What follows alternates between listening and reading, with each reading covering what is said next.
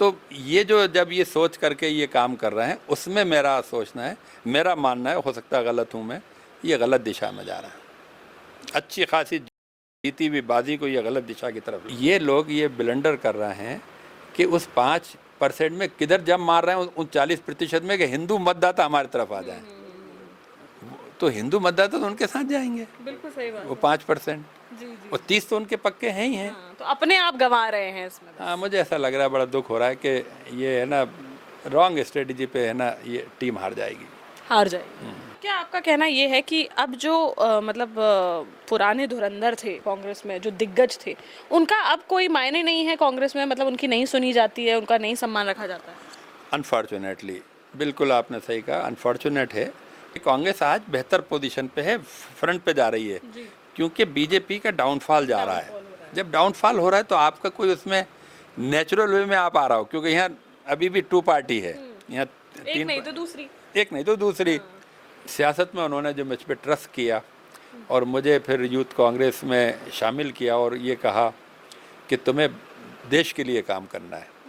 और पाकिस्तान को ज़माने में हराना इतना आसान नहीं होता था। हमने पाकिस्तान को 2-1 से हरा कर वर्ल्ड कप जीता। देखिए, राजनीति में तो बहुत डिफरेंस हो गया, क्योंकि जैसे हम लोग कहते हैं ना, बॉल गेम बदल गया। अब जो है चलन पैसे का आ गया। मतलब राजनीति में हमारे ज़माने जो हम एमपी बनते थे, मैं 2 टर्म 4 इलेक्शन लड़ा बैतूल से, 2 जीता 2 हारा। कोई पैसे का रोल नहीं था, इज्जत और सम्मान का रोल था कि आप पैसा कितना लाए हो, इलेक्शन लड़ने आए हो तो आप कितना पैसा खर्च करोगे। ये सी चेंज हो गया। ये मतलब कहाँ एक तरफ हिंदुस्तान की वैल्यूज़ पे पॉलिटिक्स होती थी, अक्रॉस पार्टी लाइन, उसमें उस वक्त की सभी पार्टियों का यही था।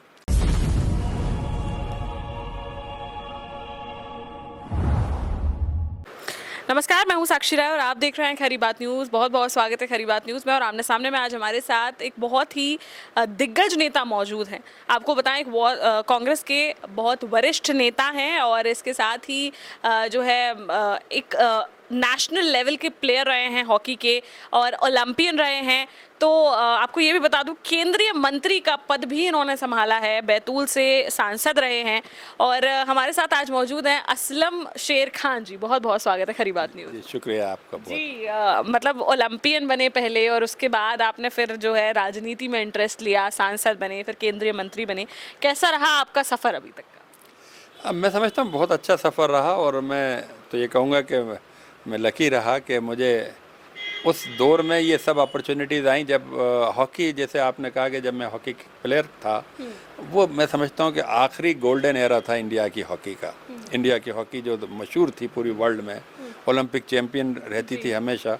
वो 70 के दशक में मुझे हॉकी खेलने का मौका मिला, और वो मेरा टाइमिंग आया। मतलब मैं उस वक्त वो पोजीशन में आया जब इंडिया गोल्डन एरा में थी, और वही हुआ। उसी से हमने ओलंपिक में ब्रॉन्ज मेडल जीता, एशियन गेम्स में सिल्वर मेडल जीता, और वर्ल्ड कप जीता। बिल्कुल वही गोल्डन एरा से आप आए, और मतलब मुझे लगता है कि आपका वो जो टाइम था सांसदी का, वही इमरजेंसी के आसपास का पीरियड था शायद। और आप संजय गांधी के भी काफ़ी करीबी माने जाते हैं। तो उस टाइम से आज तक का अगर हम बात करें, कंपेयर करें, तो राजनीति में क्या डिफरेंस है? नहीं, बिल्कुल आपने सही कहा। बेसिकली राजनीति का मतलब मैं फिर कहूँगा मैं लकी था कि golden and the final decade for this the original India, जो आज़ाद हुआ था और फिर वो शुरू हुआ था, there was the last decade जो था वो 80 का दशक था।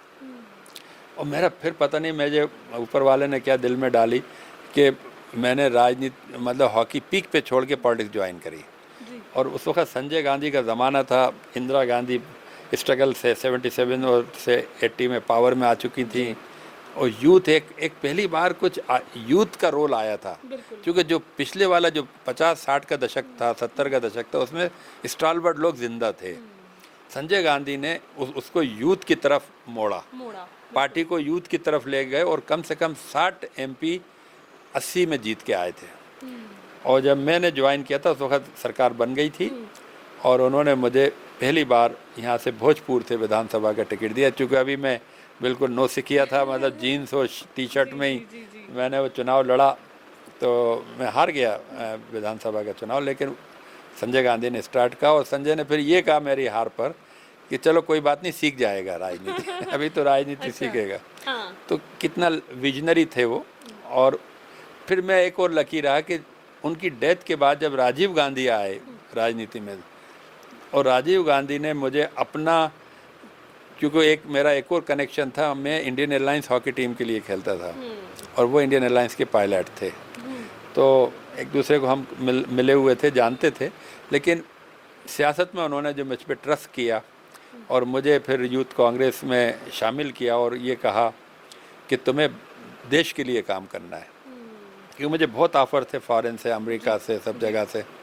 तो मैं डबल माइंड था कि मैं फिर कोचिंग वगैरह कोई बाहर चला जाऊं। तो ये राजीव गांधी थे जिन्होंने कहा कि नहीं, बाहर नहीं जाओगे, देश के लिए काम करो। और उन्होंने मुझे रूरल स्पोर्ट्स मतलब यूथ कांग्रेस में एक सेल बनाया और उसकी जिम्मेदारी उन्होंने मुझे दी और मैंने पूरे हिंदुस्तान में एक रूरल स्पोर्ट्स का ढांचा खड़ा करा थ्रू यूथ कांग्रेस। मतलब आप नेशनल टीम में थे और नेशनल हॉकी टीम में थे और आप वहाँ पर गोल्ड भी लाए थे हमारे इंडिया के लिए, है ना? वर्ल्ड कप जीता था, वर्ल्ड कप विनर, जो आखिरी वर्ल्ड कप जीता है भारत ने आज से 47 साल पहले, उसके बाद जीती नहीं वर्ल्ड कप जी। तो वो आप ही उस टीम में थे। नहीं, उस टीम में था भी और उसमें मेरा अहम रोल भी था, क्योंकि मैंने जब इंडिया सेमीफाइनल में हार रही थी, बिल्कुल लास्ट 5 मिनट रह गए थे, तो उस वक्त मैनेजर ने, मैं साइड लाइन पे था, मतलब मैं बाहर बैठा हुआ था, तो मैनेजर ने मुझे बुला के कहा कि असलम अब तुम ही जाओ और तुम्हारा खुदा ही बचा सकता है भारत को। अच्छा। और मुझे वो 5 मिनट में टीम 2-1 पे डाउन थी, मैं गया अंदर और 2 मिनट मैच ख़त्म होने से पहले एक पेनल्टी कॉर्नर शॉट मिला और वो शॉट मैंने लिया और मारा और गोल किया और भारत को बराबरी पे, मलेशिया के अगेंस्ट था ये मैच, सेमीफाइनल्स में। और मतलब फाइनल्स में ले जाने का आपका अहम रूप था, फिर तो उसी की वजह से जो जीत मिली। नहीं, उसके बाद फिर बड़ा मैच था, फिर मैं फुल टाइम खेला। अच्छा। और जो नेक्स्ट मैच था फाइनल में पाकिस्तान से था। अच्छा। और पाकिस्तान को ज़माने में हराना इतना आसान नहीं होता था। हमने पाकिस्तान को 2-1 से हराकर वर्ल्ड कप जीता।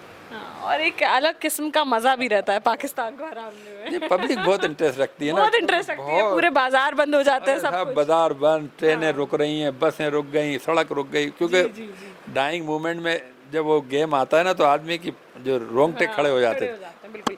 तो ऐसे ही आप जैसे महारथी टीम में थे, ऐसे ही पॉलिटिक्स में भी आप महारथी रहे, आप केंद्रीय मंत्री बने और आपने अपनी सर्विसेज प्रोवाइड करी। मुख्य रूप से अगर बात करें, चूंकि हम मध्य प्रदेश में हैं, मध्य प्रदेश में चुनाव हैं और कमलनाथ के नेतृत्व में यहाँ पर चुनाव लड़ा जा रहा है, तो क्या लगता है आपको उस टाइम की राजनीति में और आज की राजनीति में कितना डिफरेंस समझ में आ रहा है अब आपको? देखिए, राजनीति में तो बहुत डिफरेंस हो गया, क्योंकि जैसे हम लोग कहते हैं ना, बॉल गेम बदल गया। अब जो है चलन पैसे का आ गया। मतलब राजनीति में हमारे ज़माने जब हम एमपी बनते थे, मैं 2 टर्म में 4 इलेक्शन लड़ा बैतूल से, 2 जीता 2 हारा, कोई पैसे का रोल नहीं था, इज्जत और सम्मान का रोल था। टिकट भी उन्हीं को दिए जाते थे जिनकी छवि अच्छी होती थी, और जिनकी छवि अच्छी होती थी वही कहते थे कि आप किसी और को टिकट दे दो। तो इमेजिन करिए, कोई टिकट उन तक कोई कह रहा है कि आप लड़ो उनके साथ, ऐसा है कि आप इनको लड़ा लें। मैं तो पार्टी का हूँ ही, तो उनके नहीं, आपको ही लड़ना पड़ेगा। ये दौर से हमने देखा कि टिकट बढ़ते इस तरह नहीं थे कि बिक रहे हैं या पैसे वाले ढूंढे जा रहे हैं और पैसे के दम पे चुनाव देखने वाले। इज्जत और सम्मान और देश के हित में काम करने वालों को लोग देखते थे। तो मैं लकी हूँ कि मुझे पार्टी ने 4 बार लोकसभा का बैक टू बैक टिकट दिया, इसलिए मैं 2 हारा 2 जीत गया। वो बिल्कुल चेंज है। अब ये है कि अब अगर आप इलेक्शन लड़ने जाएं तो मतलब स्टार्ट फ्रॉम कार्यकर्ता ही कह लो, विधायक कह लो, जो भी हम जैसे पार्लियामेंट सीट पे 8 विधायक भी होते हैं, अगर कांग्रेस के उसमें 2-4 भी हैं या वर्कर हैं या डीसीसीज हैं, वो ये पहले पूछते हैं कि आप कितना पैसा लेके आए हो, कि आप पैसा कितना लाए हो, इलेक्शन लड़ने आए हो तो आप कितना पैसा खर्च करोगे। ये सी चेंज हो गया। ये मतलब कहाँ एक तरफ हिंदुस्तान की वैल्यूज़ पे पॉलिटिक्स होती थी अक्रॉस पार्टी लाइन, उसमें उस वक्त की सभी पार्टियों का यही था, और कांग्रेस तो पर्टिकुलर और देश की मतलब सर्वा पार्टी थी। अब चूँकि जब ये देखा हमने कि जब ये माशरे में ये तब्दीली आ गई है, लोगों में अब इस तरह का रुझान हो गए हैं, बात हो गई, तो फिर हम जैसे लोगों को इलेक्टोरल पॉलिटिक्स से हट जाना चाहिए। तो मतलब ये क्या सारी पार्टीज में भी हो गया है कि पैसे लेके टिकट ले लिया जाता है, लड़ लिया जाता है, मतलब सब में ही है, कांग्रेस में भी है? देखिए, ये एक कवर के नाम पे होता है कि ये कवर दो चीज़ों से कवर करते हैं। सर्वे ये कह रहा है ये बिल्कुल झूठ बात है, कोई सर्वे नहीं कह रहा। सर्वे ये कह रहा है कि इसके पास 25 करोड़ रुपया है। ये कांग्रेस के अंदर की बात बता रहे हैं आप कांग्रेस के नेता कांग्रेस के अंदर की, मैं तो कांग्रेस की बात बताऊंगा कि ये 25 करोड़ रुपए लेकर आया है। तो ये है वो सर्वे कि ये विनेबल है। और फिर उसको विनेबल का ठप्पा लगाया जाता है कि ये विनेबिलिटी पे हम इसको टिकट दे रहे हैं, मगर उसकी विनेबिलिटी उसकी 25 करोड़ रुपया है। पैसा है, बिल्कुल। अच्छा, तो मतलब अभी आपको क्या स्थिति दिख रही है? मतलब जैसे कि अगर हम बात करें, आपने कल ही अपने कार्यकर्ताओं का, अल्पसंख्यक कार्यकर्ताओं का जो है एक मीटिंग भी करी, उसमें भी काफ़ी जो है तीखे तेवर हमने आपके देखे, और पूर्व राज्यपाल जो अजीज़ कुरैशी जी हैं, उनके भी काफ़ी तीखे तेवर देखने को मिले। ये क्यों है? मतलब अपनी ही पार्टी से इतना रोष क्यों? नहीं, रोष नहीं है। मैं जो कल गया, मैं क्योंकि अजीज़ कुरैशी साहब एक वरिष्ठ कांग्रेस लीडर हैं और गवर्नर भी रहे, और हमारे सामने वो बहुत सीनियर लीडर हैं। उन्होंने कोशिश की कि सब लोग इकट्ठा करें, बात करें कि जो कांग्रेस किस दिशा की तरफ जा रही है, और जो उनके नेचुरली कार्यकर्ताओं के अपने एक फीलिंग होती है कि हम लोगों को भी अपॉर्चुनिटी मिलना चाहिए पार्टी में, इलेक्शन के लिए टिकट मिलना चाहिए, तो वो एक नॉर्मल है। तो मेरा जो जाने का मकसद था, मेरा उनसे कहना ये था कि बेसिकली आप कहाँ मतलब आप जैसे एक अच्छे बॉलर की जब लाइन और लेंथ नहीं मिले ना बॉल की, तो विकेट नहीं मिलते हैं। मैंने कहा कि आप लोगों की जो पॉलिटिक्स है वो लाइन और लेंथ ही नहीं आपकी मिल रही है। आप जहाँ बॉल डाल रहे हैं बॉल बाहर जा रही है। आप अगर अपने आप को पहले पहचानो। मेरा उनसे ये कहना था कि मुसलमानों के नाम पे, मज़हब के नाम पे आप टिकट मत मांगो। आप क्या कर रहे हो, आप लोगों का ग्रीवांस ये होता है कि मान लो 8% मतदाता हैं, कांग्रेस पार्टी को ही वोट जाएगा, ये भी ज़्यादा उसमें कोई वो नहीं है कि दो राय नहीं है। तो उनकी ग्रीवांस ये कि जब हमारे लोग आपको वोट दे रहे हैं तो आप हमें रिकॉग्नाइज क्यों नहीं कर रहे, हमारा हिस्सा क्यों नहीं रख रहे। मैंने कहा आप गलत जा रहे हो। आप मुसलमान जो वोट कर रहा है, आप तो उसकी पहले वैल्यू पे जाना चाहिए आपको कि मुसलमान क्यों वोट कर रहा है कांग्रेस को। क्या ये आइडियोलॉजी को वोट कर रहा है, क्या वो अपनी सेफ्टी देख रहा है, क्या वो अपने आप को मतलब बेहतर अलाइन कर रहा है, क्योंकि पब्लिक है, क्योंकि मतलब लाखों आदमी वोट कर रहे हैं, तो आप समझ सकते हो ये तो ऊपर वाले की आवाज़ है। सही बात है। आप उससे अलाइन करिए, आप उनके बिहाफ पर पॉलिटिक्स करिए, उनके वोट बैंक पे आप हिस्सा मत मांगिए। सही बात है। कि अगर आप हिस्सादारी का, तो आप कौन हैं, हु केयर्स। भाई मैं आ जाए कह दूँ कि साहब मुझे 27 मतलब जो है ना, मान लो कि 57 लाख मुस्लिम आबादी है, मिसाल तौर पर 30-40 लाख वोट पड़ेगा, 30 में से 20-25 लाख वोट गिरेगा, कुछ नहीं गिरेगा। अब मैं कौन खामा बन गया कि मैं कहूँगा साहब वो 25 लाख के बिहार पे आप मुझे क्यों नहीं रिकॉग्नाइज कर रहे। सही बात है। मुझे अपनी कार्यशैली, मैंने उनको बताया कि is not in A rocket science. Congress कोई रॉकेट साइंस नहीं है, सीधी बात है।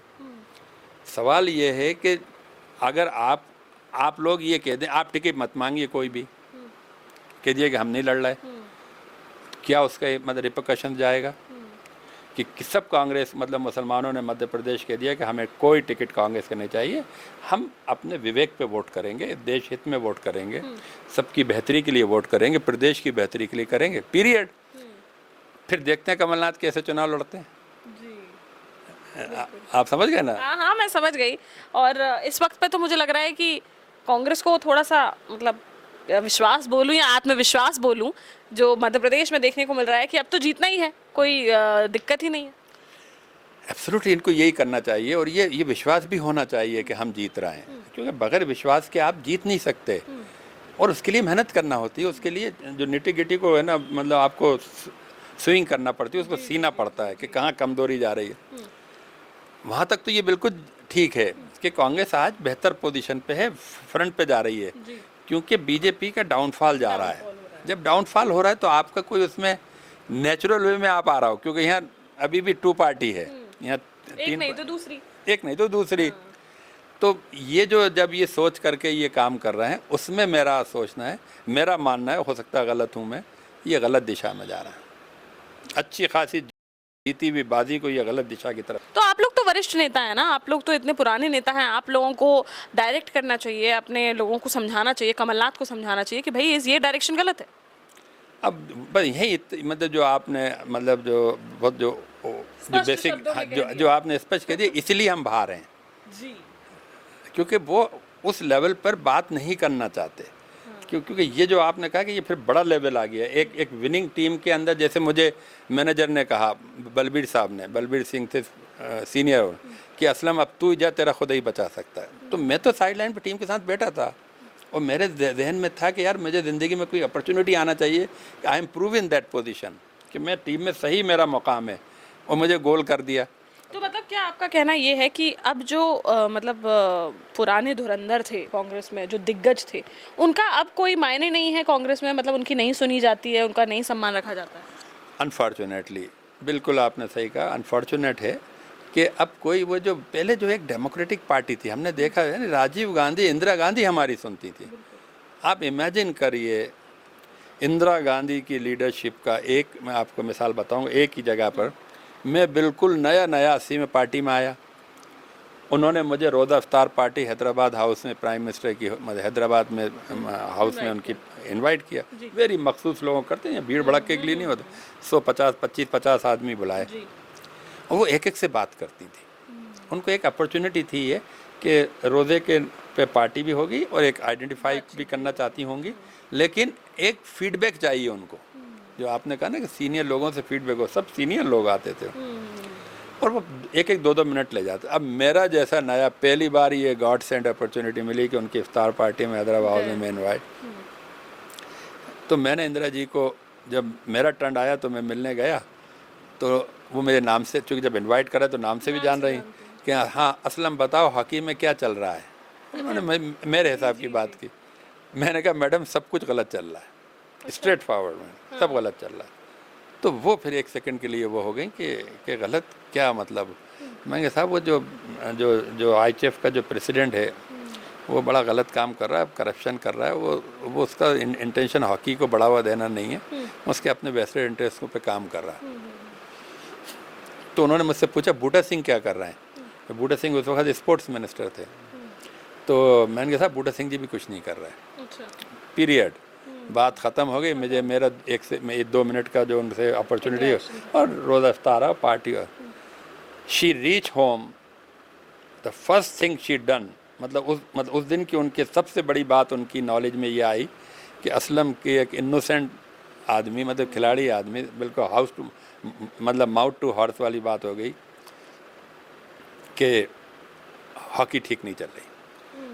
तो अरुण सिंह होते थे उस जमाने में, राजीव गांधी शुरू हो गए, जनरल सेक्रेटरी थे। उन्होंने कहा अरुण इधर आओ। उन्होंने कहा आज असलम मिला था, वो कह रहा है हॉकी में कुछ ठीक नहीं चल रहा, देखो क्या गड़बड़ हो रही है, वो ठीक करो। तो नेक्स्ट डे मुझे अरुण सिंह ने कॉल आ गया कि आप आके मिलिए राजीव गांधी के ऑफिस में, वहीं बैठते थे। तो मेरे कहने का मतलब था कि पॉलिटिक्स कितनी मतलब हमारे जैसा आदमी को इंदिरा गांधी वैल्यू कर रही कि ये जान के कि क्या रिपोर्ट आ रही है। अब आज अगर ये लोग, अब मुझे नहीं मालूम कि उनको क्या तकलीफ़ है कि अगर ये बात अगर आज कमलनाथ और दिग्विजय बैठ के मशवरा करें कि यार मतलब असलम भाई बताइए, आपका भी 40 साल का है, 4-4, 5-5 आपने लोकसभा के चुनाव लड़े, क्या हमारी दिशा ठीक जा रही है या ये दिशा में कुछ करेक्शन करना है। मानना नहीं मानना उनका है, मशवरा उन्हीं को लेना चाहिए। अब मैं जाके उनको, सही बात है, भाई मशवरा मैं देने वाला जो होता है वो मशवरे की कोई वैल्यू नहीं होती। सही बात है।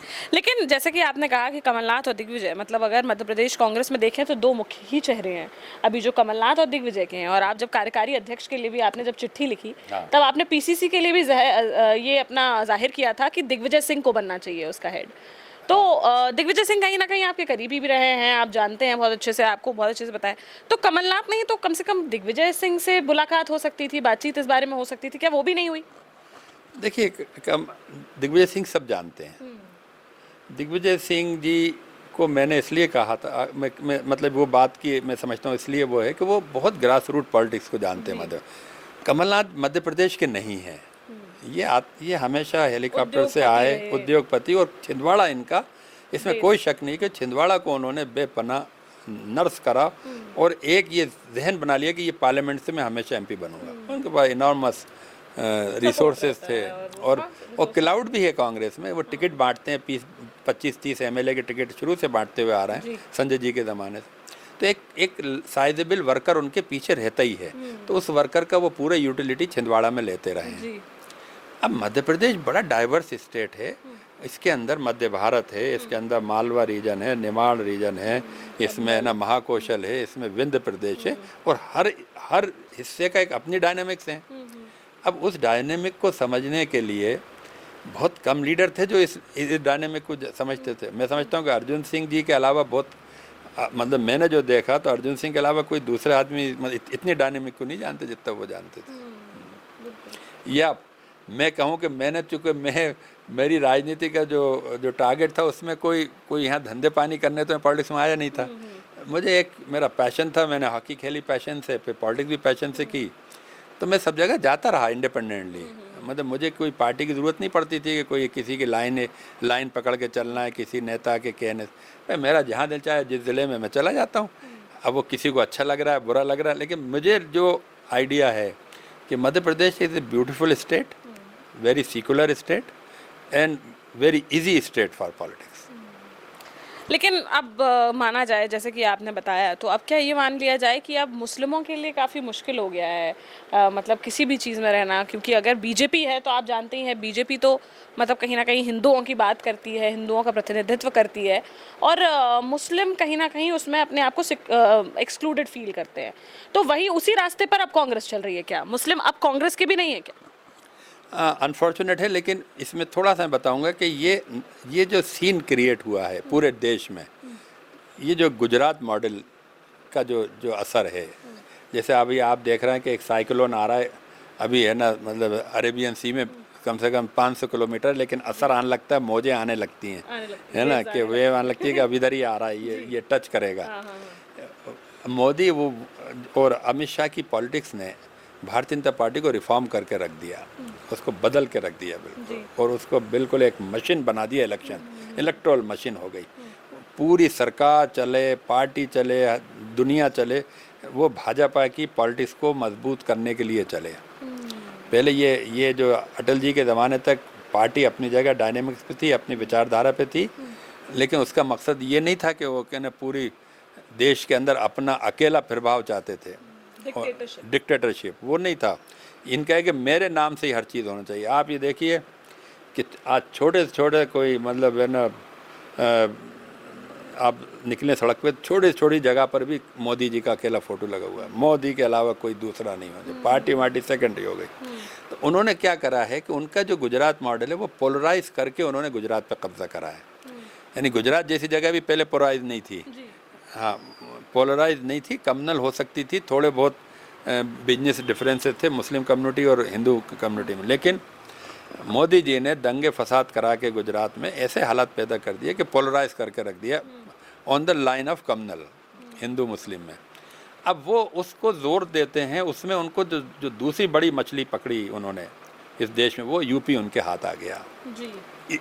इन आर्गूमेंट पे जो गुजरात मॉडल कहीं ना कहीं उनको इजी एक यूपी उनको मिल गया, और यूपी एक बड़ी ताकतवर स्टेट है, तो 80 सीटों की उनको एकदम जंप आया। वही उन्होंने सब जगह करा और उसका एक उनको डिविडेंड भी मिला।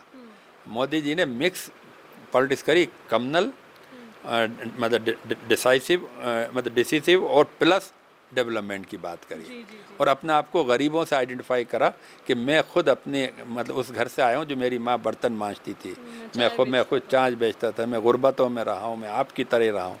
वो दोनों उन्होंने इतना अच्छा ब्लेंड करा, उससे पब्लिक ने इनको एक मौका दिया क्रॉस बोर्ड। अब वही मामला सब जगह चला रहा है। अब बेचारे शिवराज सिंह जी को भी परेशानी आ गई कि उनको भी ये हार्ड लाइन लेना पड़ रही है नहीं तो वो नहायत ही मतलब एक्सेप्टेबल आदमी थे, क्योंकि मामा थे सबके बच्चों के, और ये और ईद के ऊपर खड़े हो जाते थे यहाँ ईदगाह पे जाके टोपी लगा के सबको गलों से मिलना है, और है ना मालूम हुआ कि 10-10 हज़ार आदमियों का रोज़ अफ्तार CM हाउस में रोज़ अफ्तार ऐसा हो रहा है कि लंगर खुल गया, और बेचारे मुसलमान और सब उलेमा और सबको बिठाए हुए, और शिवराज अपने, तो वो छवि बहुत सूटेबल थी शिवराज के लिए। अब वो जो मोदी और अमित शाह का दबाव आया, और ये नरेंद्र मिश्रा जैसे लोगों ने मतलब ये कोशिश करी शो करके कि हम ये तो हार्ड लाइन लेते नहीं है शिवराज, हम हार्ड लाइन ले लेते हैं, तो फिर शिवराज को भी अल्टीमेटली हार्ड लाइन लेना पड़ रही है, और वो उसको वहीं उसकी कमज़ोरी आई है। ये जो बीजेपी अभी हारती हुई दिख रही है, ये जो कन्फ्यूजन आया, और एक और बड़ा कन्फ्यूजन आ गया कि 25 एमएलए तोड़ के सरकार बना ली। तो उसमें आपकी पार्टी की गलती नहीं लगती है आपको? नहीं, मैं तो ये मानूंगा कि बीजेपी ने गलती करी अच्छा, कि तोड़। देखो, बीजेपी एक पार्टी थी, एक विचारधारा की थी, उन इंडिजीनियस उनकी लीडरशिप निकलती थी। अब उनके लिए ये जो 25 मंत्री टूट के आए और ज्योतिरादित्य सिंधिया जी को एडजस्ट करना, उनके सम्मान को मेंटेन करना, टोटल कंफ्यूजन आ गया भाजपा में। आपकी भी तो सरकार गिर गई, लेकिन उस वजह से आपकी गुटबाजी, आपकी पार्टी की गुटबाजी बहुत बड़े स्तर पर सामने आ गई। नहीं, गुटबाजी नहीं थी। मुझे लगता है कि कमलनाथ जी ने और दिग्विजय सिंह ने ज्योतिरादित्य सिंधिया को पार्टी से निकाला। अच्छा, हाँ, तो मतलब सिंधिया की कोई गलती नहीं थी? सिंधिया की इसमें कोई गलती नहीं थी। सिंधिया को ये चाहते थे कि रिड ऑफ कर दिया जाए, पार्टी से इसको निकाल दिया जाए, क्योंकि ये एक फ्यूचर है और हार्ड वर्किंग है। और फिर महाराजा तो मतलब कल को है ना, राहुल गांधी के सका एज ग्रुप, कल को प्रियंका गांधी और ये और सब अपने एक साथ, मतलब इनका ज़माना आ जाएगा। तो वो मतलब इनका ये डेलिब्रेट काम था कि ज्योतिरादित्य सिंधिया को किसी तरह से ये निकल जाए, तो जैसे कांग्रेस आज़ाद हो जाए, फिर अब हम दोनों की कांग्रेस। क्योंकि इनका कहीं ना कहीं जो राजवर्धन सिंह है, जयवर्धन सिंह है, और जो नकुल नाथ है, इनका ज़माना आ रहा था, तो उन्हें भी ये था कि भाई इनसे तो मजबूत सिंधिया कहीं ना कहीं है ही, तो पूरा इन्हीं की टीम बनेगी, सिंधिया ही फास्ट हमेशा फॉरवर्ड में रहेंगे। ये एक हो सकता है, क्योंकि अपन सोच सकते हैं कि वो अपने बच्चों के लिए भी ये कर सकते हैं, ये एक नेचुरल सी भी बात हो सकती है। लेकिन सिंधिया मतलब जो सिंधिया का हुमकना था, पार्टी में हुमकना का मतलब वो बुलडोज कर रहा था अपने आप को कि मैं लीडर बनूं, मैं चीफ मिनिस्टर बनूं, जबकि उनके वालिद साहब में ये बिल्कुल डिफरेंट थे। महाराज माधवराव सिंधिया, माधवराव सिंधिया कभी नहीं चाहते थे कि चीफ मिनिस्टर बने, तो इनको सूट करता था वो। ज्योतिरादित्य सिंधिया एंगल कर रहा था चीफ मिनिस्टर के लिए। अच्छा। ये बर्दाश्त नहीं कर रहे थे कि ये चीफ मिनिस्टर हो जाएगा तो हमारी जो विरासतें और रियासतें सब खत्म हो जाएंगी। इन्होंने निकाला है उसको, निकाला है। मतलब इसमें मेनली दिग्विजय सिंह और कमलनाथ का ही जो है वो, मतलब अब आप सोचो किस कास्ट पे निकालना पड़ा। ये है वो पूरी आपका सवाल आया रहा है कि इस कास्ट पे निकाल दिया कि एक बार पार्टी गिर जाए, सरकार चली जाए। वो भी इतनी मेहनत के बाद, 15 साल बाद जो सरकार बनी थी, वो सरकार भी चली जाए, लेकिन इनसे पीछा छूटा। मैं ये इनसे जान छोड़ाऊँ, हो गया इनका, अब हो गया। अब क्योंकि अब ये सीनियरिटी पे आते चले जा रहे हैं और हार्ड वर्क कर रहे हैं, एंगल कर रहे हैं चीफ मिनिस्टर का, तो मेरा ऐसा मानना है। बिल्कुल बिल्कुल। तो मतलब कहीं ना कहीं भाजपा का प्रॉफिट हुआ है इस सब में, और भाजपा को एक वरिष्ठ नेता मिल गया है। नहीं, मेरा इसमें कहना है कि भाजपा को भी नुकसान हुआ। क्यों भाजपा को क्यों नुकसान हुआ? उन्हें चंबल का शेर मिल गया, उन्हें महाराजा मिल गया, क्या नुकसान? नहीं, भाजपा को नुकसान हुआ है। क्या है कि भाजपा एक आइडियोलॉजिकल पार्टी थी, संघ की पार्टी थी। संघ तय करेगा, और संघ ने जिसको करा, सब भाई साहब के सामने खड़े हैं, है ना। भाई साहब जो तय करेंगे। अच्छा। और सब एक भाई साहब मतलब महाराजा नहीं, भाई साहब मतलब जो संघ के इनके संगठन प्रमुख होते हैं ना। अच्छा अच्छा अच्छा, जी जी। जैसे मतलब मोहन भागवत, तो मोहन भागवत के नंबर 2, नंबर 3, जब वो आ जाते तो सब एक ही सफ में खड़े हो जाते थे, किसी का कोई कद बड़ा नहीं था। उससे कहता है एक टीम वर्क काम कर रही थी। अब महाराज का कद इतना बड़ा है कि वो ना तो भाई साहब बन सकते, है ना, वो कोशिश कर रहे हैं। लेकिन नुकसान भाजपा का भी हुआ है। भाजपा का हुआ है, चलिए ठीक है। वैसे भी चूंकि सिंधिया आए तो काफ़ी सीटों पर उनके मंत्रियों को टिकट देना पड़ा, तो उनकी जो भाजपा के कार्यकर्ता थे, जो भाजपा के लोग थे जिनको टिकट मिलता रहा था, वो तो कहीं ना कहीं उनको एडजस्ट करना ही पड़ा। लेकिन इस बार आपको लगता है कि सिंधिया के मंत्री जो लोग थे, मतलब जो उनके साथ गए थे, मंत्री बने थे, उनको टिकट मिलेंगे? अब देखिए, ये इनका इंटरनल असेसमेंट होगा। ये लोग मतलब आरएसएस इस मामले में ज़्यादा बड़ी है कि वो इंटरनल असेसमेंट बहुत करते हैं। उनकी चूँकि उनका वर्किंग इंटरनल है, और वही प्रॉप अप करते हैं कैंडिडेट को अंदर से, है ना। वो सब पूरा टैप करते हुए चलते हैं, कहाँ क्या होगा, किस समाज को देना, किससे क्या फ़ायदा होगा, क्या राइट होगा, वो काफ़ी इस पर वर्क करते हैं, और कंटिन्यूटी वर्क होता है। तो मैं तो अब ये तो उनकी पार्टी का मामला है, मैं तो उसमें नहीं कह सकता वो क्या रूप आएगा। अच्छा, कांग्रेस के लिए क्या बोलेंगे आप? कमलनाथ और दिग्विजय सिंह को क्या संदेश देना चाहते हैं कि किस तरीके से जो अपनी, मतलब भले ही अभी उन्हें बहुत विश्वास है कि चुनाव जीतने जा रहे हैं, लेकिन कैसे इस चीज़ को लास्ट तक संभाल के रख सकते हैं? क्योंकि हमेशा हम देखते आए हैं कि भाजपा अंतिम मोड़ पर पूरा गेम बदल देती है। बहुत सही कहा, बिल्कुल आपने सही कहा। और मेरा जो आप, मगर अगर मैं उनको, फिर वही बात होगा कि बगैर मांगे मशवरा दूं। पर दिग्गज नेता हैं, आपको अपनी पार्टी को बचाने का तो हक बनता ही है। लेकिन मैं आपके लिए कर सकता हूँ ये बात कि मैं आपको ये बता रहा हूँ जी कि आप मध्य प्रदेश को समझिए हाँ और 3 इलेक्शन उठा के देख लीजिए, जी मतलब 18 का, 13 का, 8 का। इसमें 30% मतदाता बगैर कोई वजूहात के, बगैर कोई बहुत कैंपेनिंग के सीधे जाके कमल के फूल पे वोट डालता है। नथिंग डूइंग, उसमें सही कोई बात है। कैंपेनिंग हो नहीं हो, कौन वो है चेहरा, कौन कुछ, कौन कोई चेहरा मैटर नहीं किसको करता। टिकट दिया, वो कमल के फूल पे वोट डाल रहा है। हाँ अनदर 30% मतदाता मध्य प्रदेश के अंदर है बिल्कुल, जो नियमित तौर पे जाके पंजे पे निशान लगाता है। बिल्कुल अब आ गए 30 हो गए। 40 बचे। हाँ बिल्कुल, अब यहाँ से बचे 40, यहाँ से रेस शुरू हुई, यहाँ से विनिंग रेस शुरू होती है। ये तो बेस पे आ गए। अब उसके अंदर मैं समझता हूँ कि ये जो गलती कर रहे हैं, ये 30% जो बहुत ही सेकुलर मतदाता है, हिंदू, मुस्लिम, सिख, ईसाई और आदिवासी, दलित, मुसलमान, सब ये जो 30% मतदाता है, इसको ये ऐसा लग रहा है उस 30% को कहीं हमें ये इग्नोर करके जो 5% इनको वोट चाहिए हिंदू मेजॉरिटी के, जो वो रेस में उधर हिंदू की तरफ वाले वोट लेने के चक्कर में लग गए, वहाँ ये ताकि हम इनको एज करेंगे जो रेस होगी। अच्छा वो भी पोलराइज करेंगे, अभी मोदी जी आएंगे, अमित शाह आएंगे, वो पोलराइज करेंगे, वो 5% उठाएंगे, ठीक है ना। अच्छा आप सब रिजल्ट देख लीजिए, 1 या 2% से हार जीत होती है इनकी, बैक टू नेक हारते हैं ये। तो ये क्या कर रहे हैं, बेवकूफ़ी कर रहे हैं कि उस 5% के लिए 30% के कोई कदर ही नहीं कर रहा है, कदर नहीं कर रहा है, उसको है ना, उसको साथ नहीं लेके चल रहा है। अब वो कौन इनको मशवरा दे रहा है, गदा लेके घूमते फिर रहे हैं, मतलब हनुमान जी का। अरे भाई अब हनुमान भगवान है, वो तुम्हारी इस पापी सियासत में, मतलब वो काहे को अपना गदा चलाते फिरेंगे। भगवान तो है ना, सबके लिए बराबर न्याय करेंगे, जो अच्छा करेगा आगे आओ। धर्म को कांग्रेस गलत ला रही है। हिंदू धर्म, अगर मैं समझता हूँ कि हिंदू धर्म पे किसी भी राजनीतिक पार्टी का सबसे बड़ा अधिकार और सबसे बड़ा हथियार वो बीजेपी का है। और उसी लाइन पर अभी कांग्रेस चल के बहुत बड़ी गलती कर रही है। उस 5% वोट के लिए बाकी जो बेस वोट है वो हटाती जा रही है। तुम्हारे पास भी 40% हैं। देखो यहाँ की अगर आप परसेंटेज उठाओ तो 65% के आसपास, कभी कभी 67, कभी 68% पे जाके वोट रुक जाता है। 30 हो गए। अब ये 10% पे लड़ाई चल रही है, 70 मान लीजिए। अब 70% के ऊपर तुम्हें 5% चाहिए, उनको 6% चाहिए, ठीक है ना। आपके 5 रह गए, उनके मतलब है ना, उनके 7 हो गए या 6 हो गए तो 10 हो गए, और हार जीत में सीटें बदल गई। अनदर जो 30-40 सीटें जो हैं वो उसी पे खेल है, बाकी सीटें फिक्स जा रही हैं। तो ये लोग ये ब्लंडर कर रहे हैं कि उस 5% में किधर जम मार रहे हैं उन 40% में कि हिंदू मतदाता हमारी तरफ आ जाए। तो हिंदू मतदाता तो उनके साथ जाएंगे, बिल्कुल सही बात, वो 5%। जी। और 30 तो उनके पक्के हैं ही हैं। तो अपने आप गंवा रहे हैं इसमें। हाँ, मुझे ऐसा लग रहा है, बड़ा दुख हो रहा है कि ये है ना, रॉन्ग स्ट्रेटजी पे है ना, ये टीम हार जाएगी।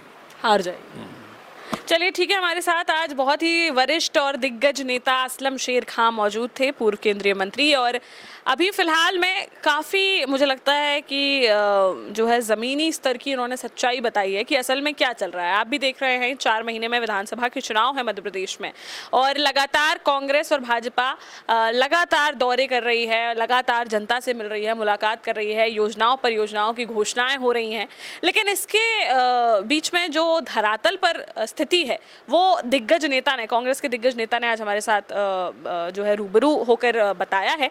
तो आपको क्या लगता है असल में क्या स्थिति होने वाली है 4 महीने में जो चुनाव है उसमें, क्या स्थिति होगी? जनता जनार्दन किसको जो है मुख्यमंत्री की गद्दी पर राज कराएगी? और इसके साथ ही दोनों पार्टी जो स्ट्रैटेजी पर काम कर रही हैं, आपको क्या लगता है कितने हद तक वो सफल रहने वाली है? कौन सी पार्टी राज करने वाली है, किसकी सरकार बनने वाली है? हमें कमेंट बॉक्स में कमेंट करके जरूर बताएं। अभी के लिए फिलहाल इतना ही, लेकिन ऐसे ही दिग्गज नेताओं से आपको रूबरू कराते रहेंगे, जनप्रतिनिधियों से, जनता से आपको रूबरू कराते रहेंगे। बने रहिए हमारे साथ, देखते रहिए खरी बात साक्षी राय के साथ। कैमरामैन नेत्रा पटेल।